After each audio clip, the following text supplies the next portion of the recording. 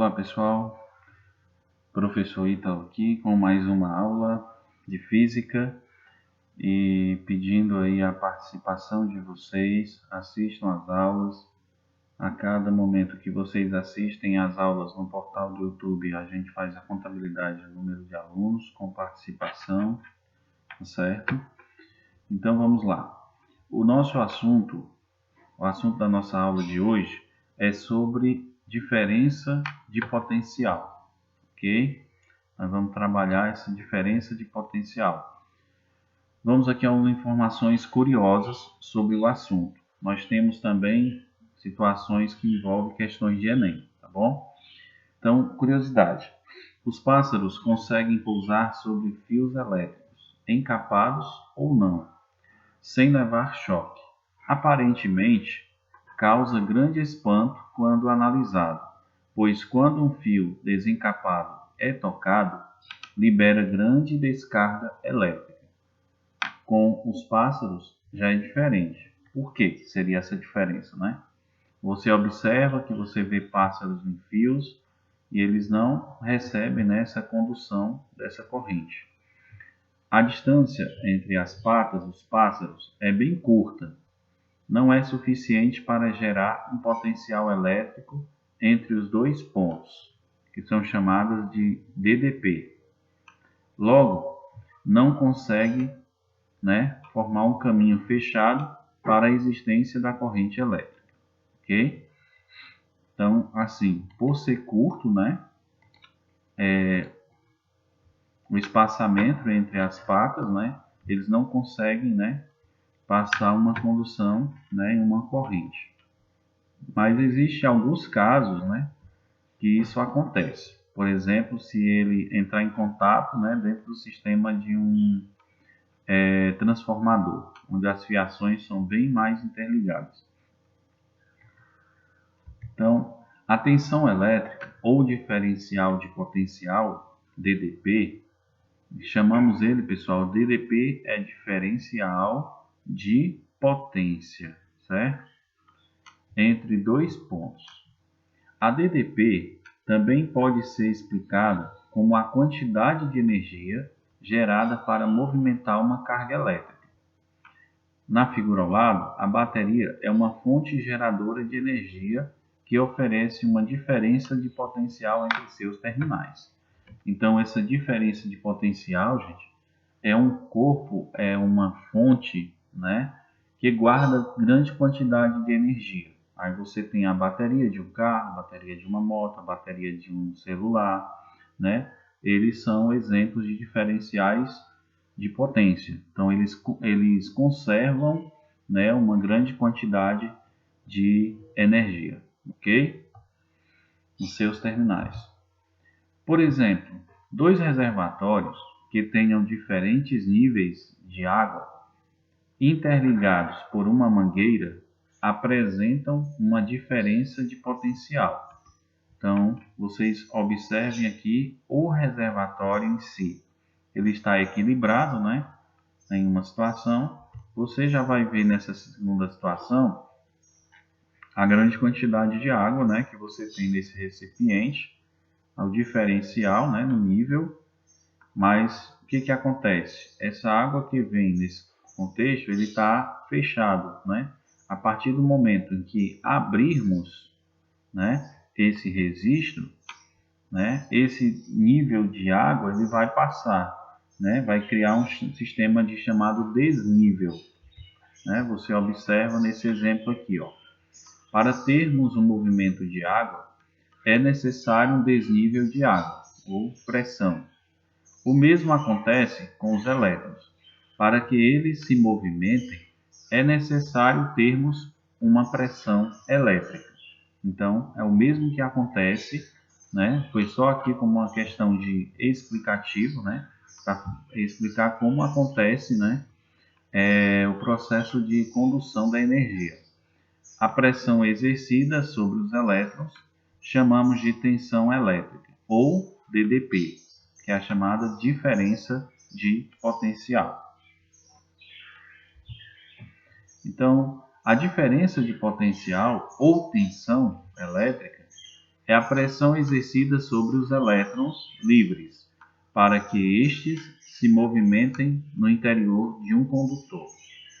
Então, a unidade que mede a tensão elétrica, nós temos como símbolo, gente, o V, que é a unidade chamada volts. Vocês já devem ter ouvido falar, não é? Então, você observa aqui no suporte, né, onde nós temos uma lâmpada, até uma situação que foca muito a questão de Enem, né, que existem algumas questões que eles colocam muito semelhantes, aonde a fiação, você observa aqui, ó, que ela está no condutorzinho, ó, aqui nessa parte onde é a rosca, né, chamamos, e a parte, né, do positivo, né, que está interligado ao outro polo da bateria, que é o negativo. Então aqui ocorre um funcionamento ideal, certo? Aqui nós temos uma intensidade, né, de corrente passando no circuito. A carga elétrica tem a propriedade de atração ou repulsão entre prótons e elétrons, né? Devido à propriedade de atração e repulsão, quando oferecemos um potencial positivo, este tende a atrair os elétrons, causando o movimento ordenado deles em um único sentido e direção, né? Então você observa nesse primeiro exemplo aqui, né? Nós temos aqui a carga elétrica, né? Aonde os elétrons estão todos desordenados, né? Não tem direção e não tem sentido definidos, certo? A partir do momento, no segundo exemplo que nós estamos observando aqui, ó, você tem uma bateria, onde você tem um corpo, um circuito recebendo essa quantidade de energia. A partir do momento que você interliga a fonte, né, a um objeto qualquer, ele já começa a ordenar, né, esses movimentos em um sentido e direção iguais, ok? É o caso que acontece com o seu aparelho celular. Descarregou, quando ele descarrega totalmente, o fluxo, né, dos movimentos de propulsão das cargas, eles se desordenam no próprio aparelho, certo? Mas a partir do momento em que você conecta, né, o aparelho a uma tensão de rede, automaticamente ele vai puxar os elétrons, né, nessa carga e vai ordenar, né, todo o sistema de corrente dos elétrons, ok? Deve existir uma diferença de potencial DDP em volts V para o movimento dos elétrons. A gente vai ver mais à frente. Criando polos, aí a gente observa positivos e negativos. Nos extremos, a DDP provoca um movimento ordenado de elétrons, originando assim uma corrente elétrica, né? Foi o que a gente já definiu, né, anteriormente. Você vai ver quando a gente tem uma ordenação de carga, né, positivo, negativo, ele mantém-se uma ordem, positivo, negativo, negativo, positivo, positivo, negativo, e assim sucessivamente ele vai provocando, né, essa ordem, né, que acontece no sistema, né, nos elétrons. Num circuito elétrico, por exemplo, o gerador abaixo é uma pilha. Nós temos o gerador, que é a pilha, certo? Ele é uma fonte de energia, a qual oferece uma DDP que origina uma corrente elétrica que percorre o circuito, faz acender uma lâmpada e retornar a pilha. Então você tem aqui a carga fonte, o gerador, que é a pilha. Nós temos aqui, né, um sistema, né, de fiação enrolado, criando uma bobina, né? Aqui nós temos um capacitor, esse componentezinho aqui é um capacitor. Aqui nós temos a bobina. Aqui nós temos a pilha, que é a fonte principal, que é o nosso gerador. né? Aqui também é capacitor e aqui nós temos a lâmpada, né? Então, essa energia ela sai, né? Gerando uma carga mais eficiente, mandando a quantidade essencial para a lâmpada e assim fazendo a mesma acender, ok? Então, você observa que a DDP é a quantidade de energia gerada para movimentar uma carga. Portanto, o gerador necessita liberar energia elétrica para movimentar uma carga eletrizada. A fórmula para calcular a DDP, a partir desse conceito, é tensão. Então, nós temos a fórmula, né, para calcular, que é U igual a EL dividido por Q, ou U igual a TAB dividido por Q, onde U é a diferença de potencial ou tensão elétrica. Aí nós temos o EL, que é a energia elétrica. Nós temos o TAB, que é o trabalho realizado por uma carga do ponto A ao ponto B. E Q, que é a quantidade de carga eletrizada. Então, temos que conhecer cada uma dessas situações para que possamos usar, né, com base na fórmula para calcular a DDP, né, que é o dispositivo de potência, né, diferencial de potência. O trabalho da força elétrica, gente, é o resultado sobre essa carga e não depende da forma da trajetória, e sim dos pontos de partida. Então, não importa, né, se ela vai fazer uma curva, se ela vai fazer um contorno de S, se ela vai em linha reta, não importa. Nesse quesito, o que importa é o ponto de partida e o ponto de chegada. Para alterar o valor do trabalho, seria necessário variar o valor da carga, ou pontos de partida e de chegada. Vejamos. A tensão, que é U, é igual à voltagem de A menos a voltagem de B. Então, a fórmula, que é a tensão, vai ser igual ao trabalho de A, do ponto de partida A, até chegar em B. Tudo isso será dividido pela carga, né, carga de prova. Ela também pode ser escrita assim: voltagem de A menos voltagem de B, que é igual ao trabalho realizado do ponto de partida A ao ponto de partida B, dividido pela carga, certo? Onde VA é o nosso potencial elétrico em A e o VB é o potencial elétrico de B, certo? Aqui só para a gente compreender, vão anotando essas formulações, tá bom?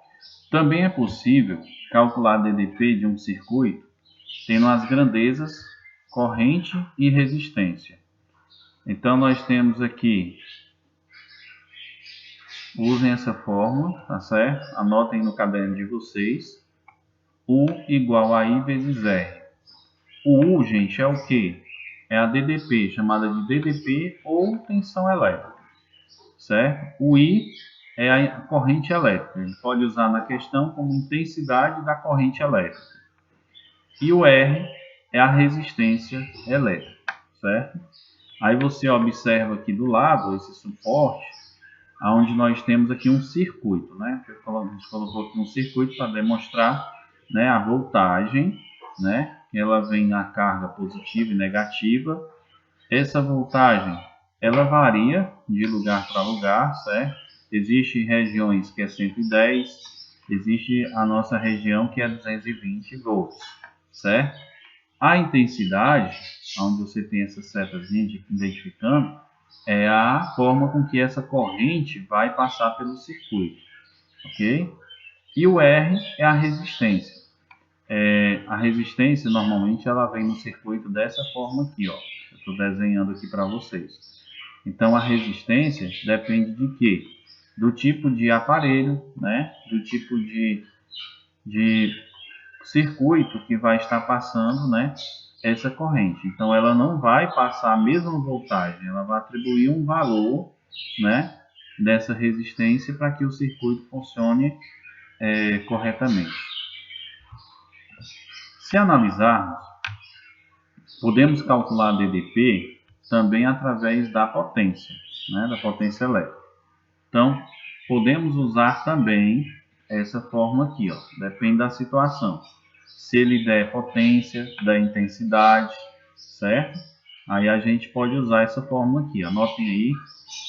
O P, né, nós sabemos que é a potência elétrica, e o I é a corrente elétrica. Pronto, só reformulando. Aí você tem o suporte aqui, onde você tem um exemplo de um condutor elétrico que está interligado a uma potência elétrica, certo? Por esse motivo, os elétrons aqui estão em uma mesma direção e mesmo sentido, né? Porque está interligado a uma corrente. Bom, aí nós temos essa outra formulazinha aqui, ó, que estou circulando para vocês, que é para trabalhar potência, né? De, por exemplo, saber o valor da potência, né, de um aparelho, onde nós temos o U, que é a tensão, ou DDP, vezes a intensidade, ok? Ou corrente elétrica. Falando aqui sobre os múltiplos e submúltiplos. Para valores elevados, utilizamos os múltiplos. E para valores muito baixos, os submúltiplos. Então, eu tenho aqui essa tabelinha, um degrau, né? Foi criado aqui os degraus, né? Vou fazer a leitura descendo a escada. Nós temos os gigavolts, megavolts, kilovolts, volts, milivolts, microvolts e nanovolts. Então, existe uma regra. Para descer 1 grau, a gente vai fazer o quê? Descer um degrauzinho desse aqui. Por exemplo, eu tenho aqui 1 gigavolt. Vou descer para milivolts. O que eu vou fazer? Eu vou caminhar com a vírgula, né? 3 casas, né, para a direita. Ok? 3 casas para a direita. Se você movimenta 3 casas para a direita e não tem mais um algarismo, você acrescenta os zeros. Certo? Para subir um degrau, caminhe a vírgula 3 casas para a esquerda. Para subir. Por exemplo, eu tenho aqui 1 nanovolts, né? Aí eu vou subir para microvolts. O que eu vou fazer? Se eu tenho 1 nanovolts e vou para microvolts, eu vou caminhar a vírgula 3 casas para a esquerda. Então, no caso, vai ser 0,001, né? Eu vou transferir para a esquerda, de nanovolts para microvolts. Na tabela de transformação, nós temos aqui, né, alguns nomes, né, os múltiplos e os submúltiplos. Por exemplo, kilovolt, megavolt. A representação do kilovolt é o kV, certo? Que, como se relaciona com volt? 1 kilo volts é igual a 1000 volts, né, de energia. E a representação de 1000 volts em notação científica é de 1 vezes 10 elevado a 3 volts, certo?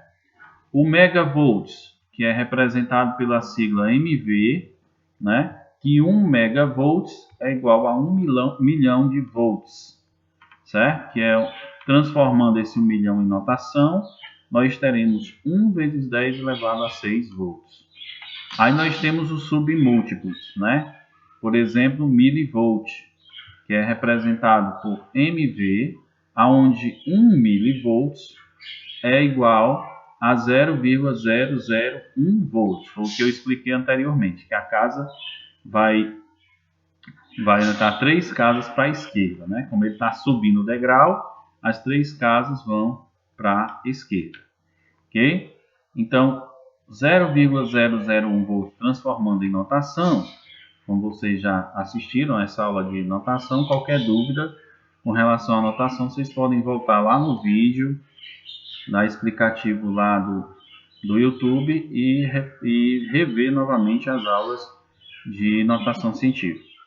Então, transformando, nós teremos 1 vezes 10 elevado a menos 3. Então, aqui as tabelas de transformação, certo? Diariamente, nós sabemos, gente, que nós usamos muito os interruptores, não é verdade? Para acender as lâmpadas, apagar, né?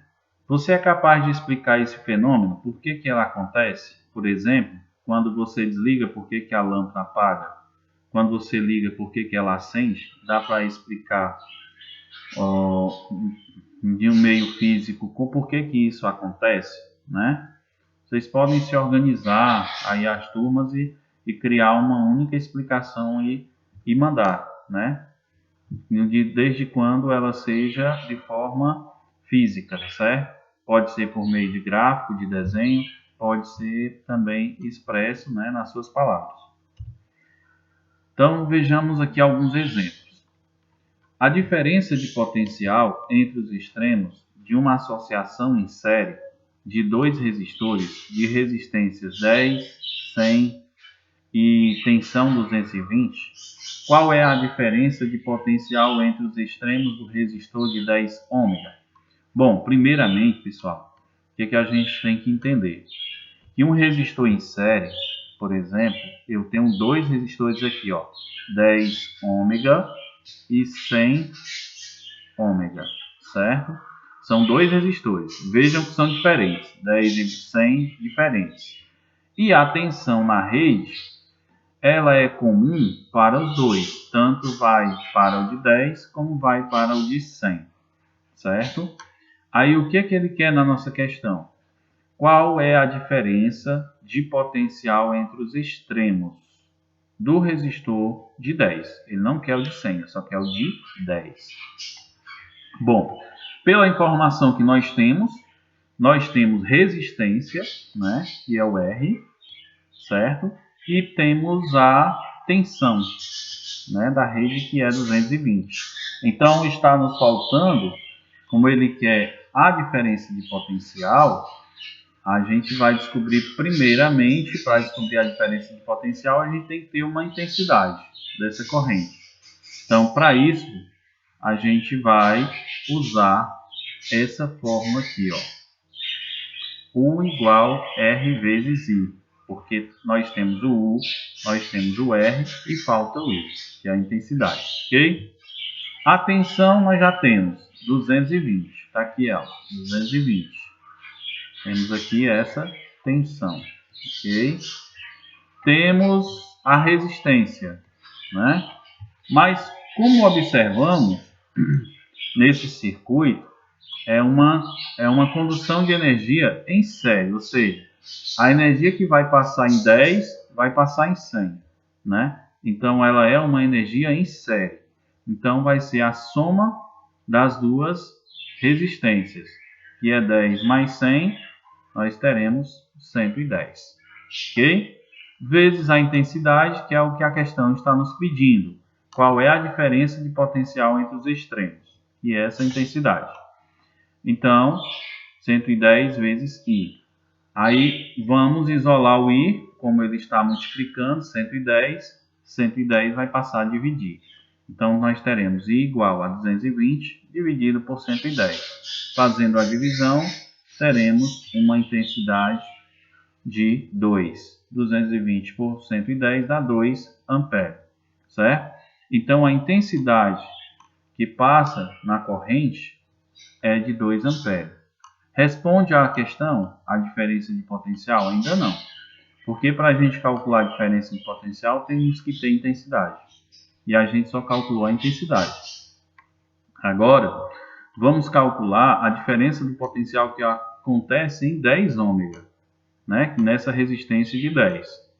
Então, para isso, a gente vai usar essa fórmula, U igual R vezes I, que é a mesma que a gente usou anteriormente, para descobrir a tensão que passa em 10, ok? Então, a tensão vai ser igual à resistência, que é o que nós queremos, 10, vezes a intensidade que passa no circuito, que é de 2 amperes. Então, 10 vezes 2, 20. Então, a tensão que passa na corrente no extremo de 10 ômega, na resistência de 10 ômega, será de 20 amperes. Aí, se você quiser saber o de 100, você pode fazer a mesma coisa. Você vai fazer, certo, 100, você vai pegar a resistência 100 e multiplicar por 2, que daria 200, certo? Aí, no caso, nessa outra resistência de 100, passaria 200, ok? Como na outra foi 20, então se é um circuito em série, você poderia somar 200 mais 20, 220, que é exatamente o resultado da tensão de 220 volts. Um fio condutor foi ligado a um gerador ideal, que mantém entre seus terminais uma tensão de 12 volts e uma intensidade de 2 amperes. Determine o valor da resistência desse fio e marque a alternativa correta. Portanto, nós sabemos que para calcular nós temos a fórmula, né, que é U igual a R vezes I, beleza? Só que ele quer a resistência agora. Aí você pode usar a fórmula, né? Reverter, como ele quer o R está multiplicando o I, então o I passa a ser o divisor. Então vai ser R igual a tensão, ou DDP, que é o U, dividido por I, que está multiplicando, passa a dividir. Aí na questão ele já nos deu a tensão, que é de 12 volts, certo? Dividido pela intensidade, que a intensidade é de 2 amperes. Dividindo 12 por 2 dá 6, né? Então a resistência desses circuitos, desse fio, será de 6 ômega, né? Então a alternativa correta aqui nós teríamos a letra C de casa, ok? Por um resistor, fazem-se passar corrente elétrica I e mede-se a diferença de potencial U. Sua representação gráfica está esquematizada abaixo. A resistência elétrica em ohms do resistor é. Bom, então você observa, gente, esse gráfico, essa representação gráfica, onde você tem, né, essa corrente que vai do ponto inicial, ponto zero, crescente, né, que é a tensão, a voltagem, e na vertical, e na horizontal nós temos a intensidade, né, a intensidade dessa corrente. Aonde ele nos passou, né, que a corrente intensidade I mede-se a diferença do potencial de U, né? Então você observa que aqui, ó, nós temos uma crescente, né, nessa corrente elétrica em intensidade. A questão está nos pedindo a resistência, né? Está nos pedindo a resistência. Então nós sabemos que a fórmula é tensão, ou DDP, é igual a resistência vezes a intensidade.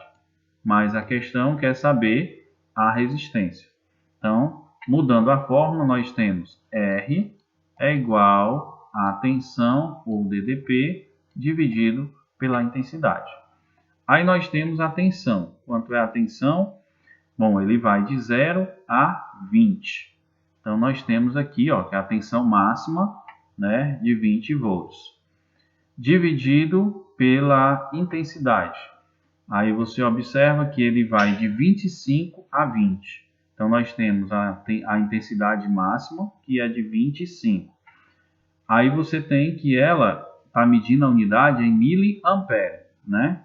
Aí, usando o submúltiplo de miliampere, nós sabemos que 1 miliampere é igual a 10 elevado a menos 3, certo? Aí você tem no livro de vocês sobre a tabela dos submúltiplos, certo? De ampere. Aí nós temos aqui 25 vezes 10 elevado a menos 3 ampere, ok? Aí o que você vai fazer? Você vai fazer a divisão, né, de 20 por 25, certo? Feito a divisão, 20 por 25, você faz aí, eu já tenho aqui o resultado e eu sei que é 0,8 vezes 10, né, elevado a menos 3. ok? Então, essa resistência vai ser igual. Como a resistência aqui nós já temos esse valor, né, que já atribuiu, aí a gente vai sair dessa notação, né, sair desse princípio de notação. Como é 10 elevado a menos 3, eu vou ter que deslocar a vírgula para, no caso, mais 3, viu, pessoal? Só corrigindo aqui. Porque aqui ele está negativo no denominador, ele vai passar para o numerador e troca o sinal, portanto, mais 3. Ok? Beleza. Então, aqui, ó, 0,8, eu vou sair da notação, né? Porque eu não posso ter essa potência aqui, por conta que resistência são valores reais. Então, eles não podem ser valores com decimais. Então, transformando para tirar esse 10 elevado a 3, eu vou ter que deslocar a vírgula 3 casas para a direita, para ser negativo, né? Pela regra. Então, eu vou deslocar uma, fica 8, né? Aí eu tenho mais duas casas, né? Porque se eu tenho uma aqui, menos 1, mais 3 dá mais 2. Aí, mais duas casas, 0, né? Então, mais duas casas eu tenho 800. Então, a resistência será de 800 ômega, certo? Aí nós temos a alternativa letra C de casa, ok? Qualquer dúvida, pessoal, vocês podem entrar em contato no PV. A atividade será a atividade do livro, página 54. As questões 1, 2, 3. Lembrando, gente, copiar e responder.